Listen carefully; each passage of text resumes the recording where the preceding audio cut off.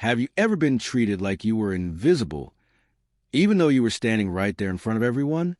Before we dive into this amazing story, please hit that like button, share this with someone who needs to hear it, and subscribe so you never miss our stories. Also, drop a comment telling us where you're watching from, because we absolutely love hearing from you. Maya Chin walked through the golden doors of the Butterfly restaurant every morning at exactly 6 o'clock. She wore a crisp white shirt, a black skirt that reached her knees, and shoes so shiny you could see your face in them.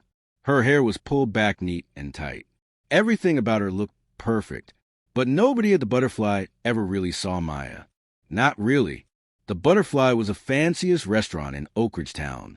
Rich people came there to eat expensive food on plates that looked like art. The walls were painted cream and gold. Crystal lights hung from the ceiling like frozen waterfalls. Soft music played all day long. Everyone who worked there had to look perfect and act perfect. But some workers were treated better than others.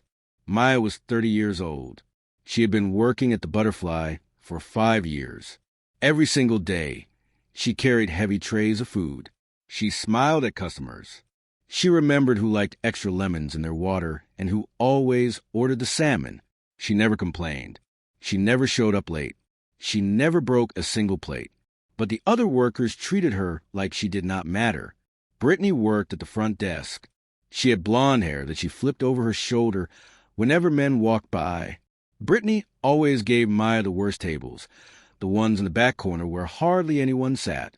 Sometimes Brittany would laugh at the other workers and say things like, "Maya probably thinks she runs this place." And then everyone would giggle. Maya heard them. She always heard them. But she kept walking with her tray held high. Paul worked in the kitchen as the assistant chef. He had red hair and freckles, and he thought he was very funny. Whenever Maya came to pick up an order, Paul would say things like, "Oh, look, here comes a bread and water girl," because Maya had once told someone she grew up poor. The other kitchen workers would laugh. Maya would take the plates, say thank you, and walk away. Inside, her heart felt heavy like a stone. The manager of the Butterfly was a man named Richard Stone. He wore expensive suits and gold watches. He walked around the restaurant like he was a king. Richard never looked Maya in the eye. When she tried to tell him about problems, like when the ice machine was broken or when a customer was being rude, Richard would wave his hand at her like she was a fly buzzing around his head. "Just handle it, Maya," he would say, without even looking at her. Then he would walk away to talk to Brittany or Paul, laughing with them like they were old friends. But Maya had a secret nobody at the Butterfly knew about.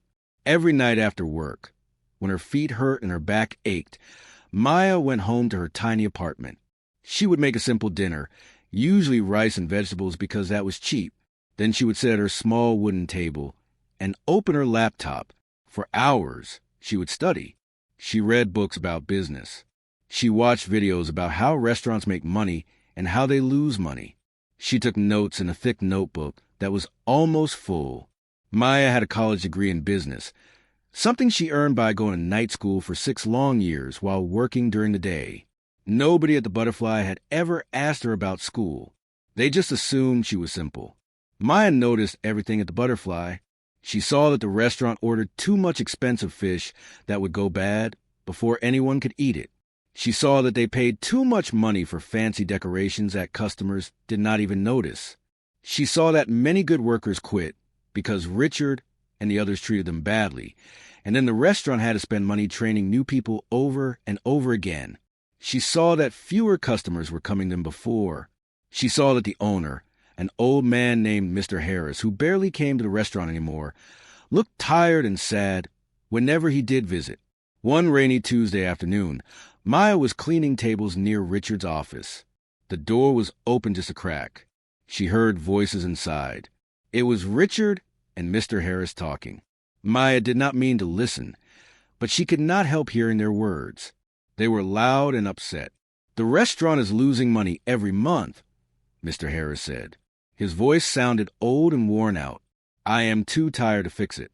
I want to sell the Butterfly and retire. I just want someone to make me a decent offer. Who would want to buy this place now?" Richard said, "We are barely staying open. Maya's heart started beating fast. Her hands began to shake a little as she wiped the table. She felt something huge growing inside her chest, something like hope mixed with fear mixed with excitement. This was it. This was the moment she had been preparing for, without even knowing it. For 5 years, Maya had saved almost every dollar she earned. She lived in a cheap apartment. She did not buy new clothes. She did not go on vacations. She cooked simple food at home. While Brittany and Paul spent their money on parties and new phones and fancy things, Maya put her money in the bank. She now had $40,000 saved. It was not enough to buy the restaurant by herself, but it was a start. It was a seed. Maya also had another secret. She had a best friend named Jennifer who worked at a bank in the city. Jennifer was smart with money, and she knew people who liked to invest in businesses. Maya had told Jennifer about her dream months ago. Jennifer had said, "When you are ready, I will help you." Maya had not been sure if she would ever be ready. But now, hearing Mr. Harris say he wanted to sell, Maya knew the time had come. That night, Maya could barely sleep. She lay in her bed staring at the ceiling, watching shadows move across the walls. Could she really do this? Could a waitress, who everyone mocked, actually buy the restaurant? What if she failed? What if people laughed at her even more? But then she thought about all the times Brittany had rolled her eyes at her. She thought about all the times Paul had made fun of her. She thought about how Richard treated her like she was nothing. And Maya decided that even if she failed, she had to try. She could not spend the rest of her life being invisible. The next morning, Maya woke up before her alarm went off. The sun was not even up yet. The sky outside her window was dark purple and gray. But Maya felt wide awake, like electricity was running through her body. Today was the day she would start fighting for her dream. She made herself a cup of hot tea and sat at her little table with her thick notebook. She flipped through all the pages she had filled over the years. There were notes about food costs, about how much restaurants should spend on ingredients, about marketing ideas, about how to treat workers so they would stay and work hard. Maya had been preparing for this moment without even knowing exactly when it would come. Now it was here, and she felt scared and excited at the same time. At 7 a.m, Maya called her friend Jennifer. Jennifer answered right away, even though it was early. "Maya, is everything okay?" she asked, sounding worried. "Jennifer, it is happening," Maya said, and her voice shook just a little. "The owner wants to sell the butterfly. I need your help. I need to know if we can really do this." There was silence on the phone for just a second. Then Jennifer said, "Come to my office at lunchtime. Bring all your notes. We're going to make this happen." Maya went to work that day like it was any other day. She put on her uniform. She walked through the golden doors. She smiled at customers. She carried trays. But inside, her mind was racing like a fast river. She watched everything even more carefully than usual. She counted how many customers came in. She noticed which foods people ordered most. She saw which tables stayed empty. Every little detail went into her memory. Brittany was at the front desk painting her nails bright pink. When Maya walked past, Brittany whispered to another worker, "Look at her, walking around like she actually matters." The other worker laughed. Maya heard them, but today their words felt different. Today, those words felt like they were bouncing off an invisible shield around her heart. Let them laugh now, Maya thought. They will not be laughing much longer. At lunchtime, Maya took off her apron and walked 6 blocks to the tall glass building where Jennifer worked. Her feet hurt from a morning shift, but she walked fast, her notebook held tight against her chest like treasure. Jennifer's office was on the 10th floor. It had big windows that looked out over the whole town. Maya had only been there once before, and it still amazed her how different this world was from the butterfly's kitchen. Jennifer was waiting with another woman. "Maya, this is Sandra Kim. She invests in small businesses. I told her about you, and she wants to hear your plan." Sandra was a woman in her 50s with short black hair and glasses. She wore a blue suit and had kind eyes. She shook Maya's hand firmly. "Jennifer tells me you want to buy a restaurant," Sandra said. "Tell me why I should invest my money to help you." Maya's heart pounded. This was it. She opened her notebook and began to talk. For 30 minutes, she showed them everything. She explained how the butterfly was losing money because they wasted food and paid too much for fancy things customers did not care about. She showed them her ideas for a new menu that would cost less to make but taste even better. She explained how she would use social media to bring in younger customers, not just old rich people. She talked about how she would treat workers with respect, so they would stay instead of quitting, which would save thousands of dollars in training costs. Sandra listened to everything. She asked hard questions. Why should I believe a waitress can run a whole restaurant? She asked. It was not mean, just honest. Maya looked her straight in the eye. Because I have been watching this restaurant fail for 5 years while the people in charge ignored the problems. I know every single thing that goes wrong because I am there every day. The manager walks around in his expensive suit, but he does not see what I see. He does not know that table 7 has a wobbly leg that annoys customers. He does not know that we throw away 50 pounds of expensive lettuce every week because we order too much. He does not notice that the bathroom soap dispenser has been broken for 2 months. I notice everything, and I know how to fix it all. Sandra smiled. It was a small smile, but it was real. How much money do you have saved? She asked. $40,000, Maya answered. And how much does the owner want for the restaurant? I do not know yet, but I will find out. Sandra closed her folder and looked at Jennifer, then back at Maya. Here is what I will do. You find out the price. If it is reasonable, I will invest $100,000. But you need to move fast. If the owner is serious about selling, other people might make offers too. Maya felt like she might cry, but she held the tears back. Thank you, she whispered. I will not let you down. That afternoon, Maya went back to Butterfly. Her hands were shaking, but not from fear anymore, from determination. She had to talk to Mr. Harris, the owner. But how?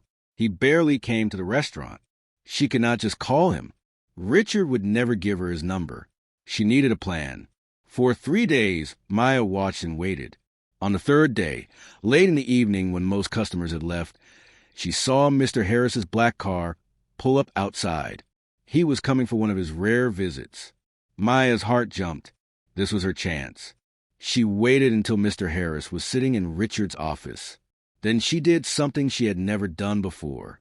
She knocked on the door, opened it without waiting for an answer, and walked right in. Richard looked shocked. His mouth fell open. Maya, what are you doing? We are in a meeting. But Maya ignored Richard completely. She looked only at Mr. Harris. Mr. Harris, my name is Maya Chun. I have worked here for 5 years. I would like to buy your restaurant. The room went totally silent. Richard's face turned red like a tomato.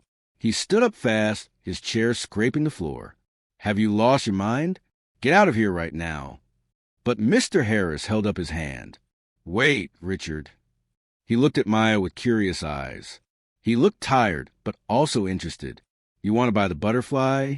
Do you have any idea how much a restaurant costs? I know it is expensive, Maya said. Her voice was steady now, strong. But I also know this restaurant is losing money every month. I know you are tired and want to retire. I have been studying business for 6 years. I have $40,000 saved, and I have an investor ready to put in $100,000 more. I have a complete plan to turn this restaurant around and make it successful again. Richard laughed. It was a mean, ugly laugh. This is ridiculous. A waitress? You cannot be serious. Harris, send her back to her tables. But Mr. Harris did not laugh. He kept looking at Maya. You have a plan? A real plan? Yes, sir. I have everything written down. I can show you exactly how I would save money, bring in more customers, and make the Butterfly the best restaurant in Oak Ridge again. Mr. Harris leaned back in his chair. He looked at Maya for a long time. Then he said, Come back tomorrow night at 8 o'clock. Bring your plan. I will listen. Richard looked like he might explode. His face was so red Maya thought steam might come out his ears. But Mr. Harris was the owner, so Richard could not say anything. Maya nodded. Thank you, Mr. Harris. I will be here. Then she turned and walked out of the office, her head held high. That night, Maya did not sleep at all. She went through her entire notebook. She typed everything into neat documents on her computer. She made charts and graphs. She practiced what she would say. By the time the sun came up, she had a complete presentation ready. It was 50 pages long. Every single page proved that she knew exactly what she was doing. The next evening, Maya put on her best dress. It was simple and black, the only nice dress she owned. She had bought it 3 years ago for a cousin's wedding. She brushed her hair until it shined. She looked at herself in the mirror and said out loud, "You can do this. You were made for this." At exactly 8 o'clock, she walked into the Butterfly carrying a folder with her presentation. The restaurant was closed. It felt strange to see it empty and quiet. Mr. Harris was waiting in his office, alone this time. No Richard. "Sit down, Maya," Mr. Harris said. He sounded kind, not harsh like Richard always did. Maya sat down and opened her folder. For 1 hour, she showed him everything, every number, every idea, every solution to every problem. Mr. Harris listened to all of it. He asked questions. Maya answered every single one perfectly. When she finished, her hands were shaking from nervousness, but her voice had been strong the whole time. Mr. Harris sat back and looked at her. "How much can you offer?" he asked. $140,000, Maya said. 40 for my savings and 100 for my investor. Mr. Harris nodded slowly. "The restaurant is worth more than that, but it is also dying. I have had 3 other people look at buying it, and they all walked away when they saw the numbers." He paused. "I want 160,000. If you can get 20,000 more, the Butterfly is yours." Maya's mind raced. 20,000 more dollars. Where would she get it? Then she remembered. Her grandmother had left her $15,000 when she died 2 years ago. Maya had kept it in a special savings account, untouched because it felt too precious to spend. And she had a retirement account from her years of working that had about $7,000 in it. If she used both, she would have just enough. She would have almost no money left for emergencies. It was terrifying, but it was also her only chance. "I can get the money," Maya said. "Give me 1 week." Mr. Harris smiled. It was the first real smile Maya had ever seen on his tired face. 1 week. If you bring me $160,000, this restaurant is yours. The next 7 days were the longest and most terrifying days of Maya's entire life.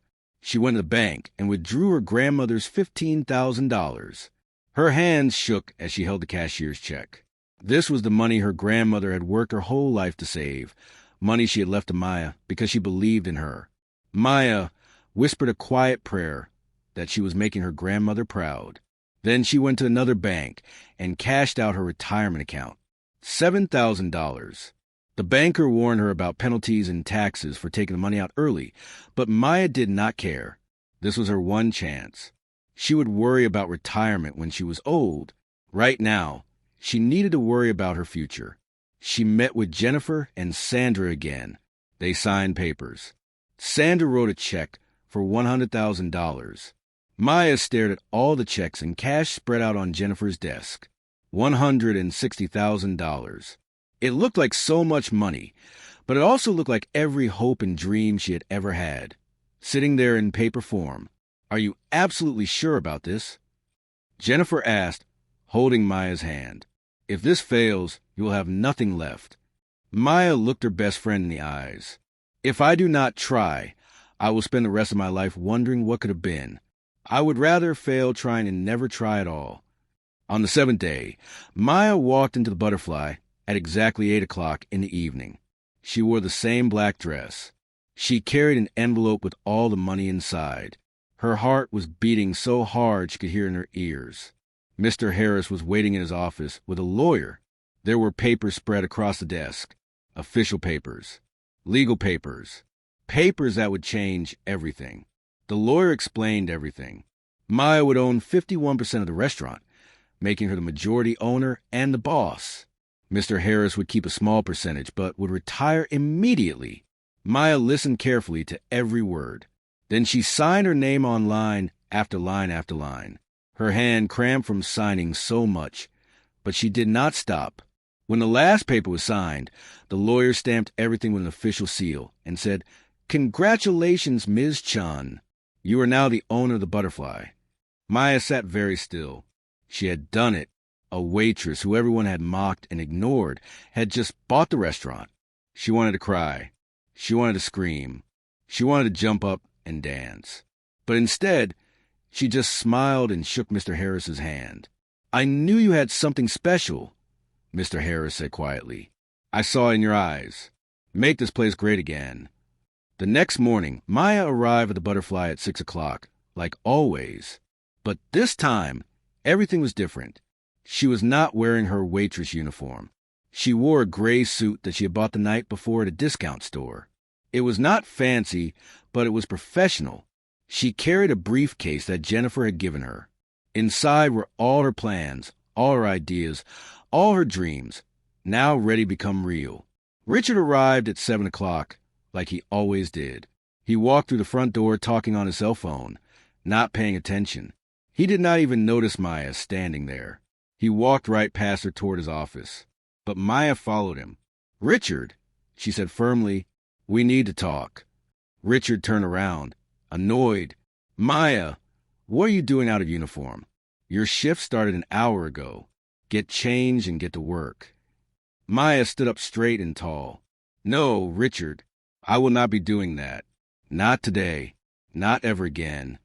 Richard's face turned confused, then angry. "Excuse me? Are you quitting? Fine. Leave then. We do not need waitresses who think they are too good to work." "I am not quitting," Maya said calmly. "I am firing you." Richard stared at her. Then he laughed that same ugly laugh. "Have you completely lost your mind? You cannot fire me. I am the manager. You are just a waitress." Maya opened her briefcase and pulled out a paper. "I was a waitress. Now I am the owner. I bought the Butterfly 3 days ago. This is the official document proving I own this restaurant. And as the owner, my first decision is to fire you, effective immediately." The color drained from Richard's face. He went from red to white in 2 seconds.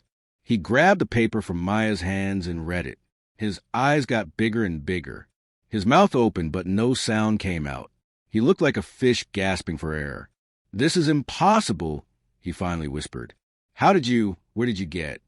"That does not matter anymore," Maya said. "What matters is that you have treated people badly for years.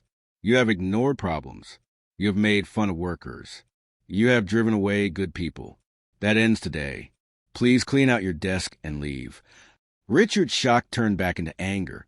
"You cannot do this. I will sue you. This is ridiculous."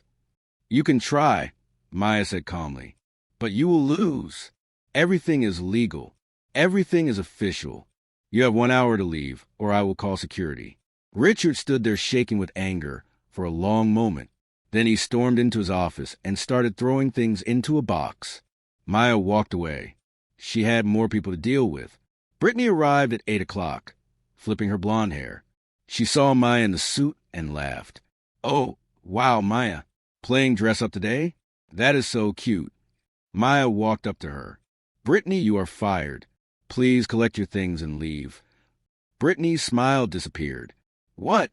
You cannot fire me. Who do you think you are? I am the owner of this restaurant, and I will not tolerate workers who mock and disrespect others.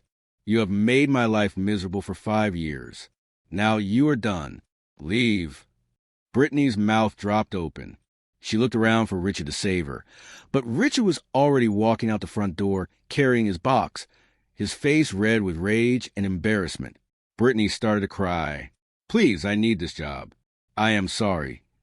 "You should have thought about that before you spent 5 years being cruel," Maya said. "You have 30 minutes. Paul, the assistant chef, heard the commotion and came out from the kitchen. When he saw Maya in the suit and Brittany crying, he got nervous. "What is going on?" he asked. Maya looked at him. "Paul, you're fired too. All those jokes about bread and water. All those times you made fun of where I came from. That ends today. Clean out your locker." Paul tried to argue, but Maya held up her hand. "I am not discussing this. You have a choice. Leave quietly or leave with security escorting you. Your choice. Over the next 2 hours, Maya fired 6 more people. Everyone who had made her life miserable. Everyone who had treated her like she was invisible. Everyone who had laughed at her dreams. One by one, they left, some angry, some crying, some just shocked into silence. The workers who had been kind to Maya, the ones who had always treated everyone with respect, stayed. Maya called them all together for a meeting. They looked scared, wondering if they were next. "I am not firing anyone else," Maya told them. "But things are going to change around here. We are going to treat each other with respect. We are going to work as a team. We are going to make this the best restaurant in town, not through fear, but through excellence. If you want to be part of that, you are welcome to stay. If not, you can leave now with no hard feelings." Nobody left. In fact, several people started clapping. Then everyone was clapping. Some were even crying happy tears. One older woman who worked in the kitchen came up and hugged Maya tight. "Thank you," she whispered. "Thank you for saving us." Over the next month, Maya transformed the butterfly.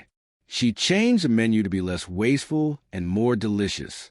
She started a social media page that showed behind-the-scenes videos of the kitchen.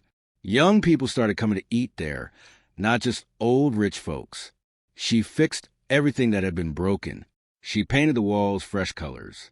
She treated her workers well and paid them fairly. And slowly, the butterfly came back to life. 3 months later, the butterfly was fully booked every single night. There was a waiting list to get a table. Food critics came and wrote amazing reviews. Maya hired a new manager, someone kind and smart who treated everyone with respect. She hired new workers and trained them properly. One evening, Maya stood in the dining room watching customers laugh and eat and enjoy themselves. She thought about that scared girl who used to carry trays while people mocked her. She thought about all the nights studying at her tiny kitchen table. She thought about the risks she took, betting everything she had on herself. It had all been worth it. Maya had learned the most important lesson of her life. You do not need permission to be great. You do not need people to believe in you before you believe in yourself. You just need courage, a plan, and the determination to never give up, no matter how many people try to make you feel small. The invisible waitress had become impossible to ignore, and she had done it all by refusing to let anyone else define who she was or what she could achieve. If this story inspired you, please hit that like button and share it with someone who needs to hear this message today. Subscribe to our channel so you never miss these powerful stories of courage and transformation. And drop a comment below telling us what you think and where you are watching from, because we love hearing from you. Remember, your current situation is not your final destination. Keep pushing forward. Your breakthrough is coming.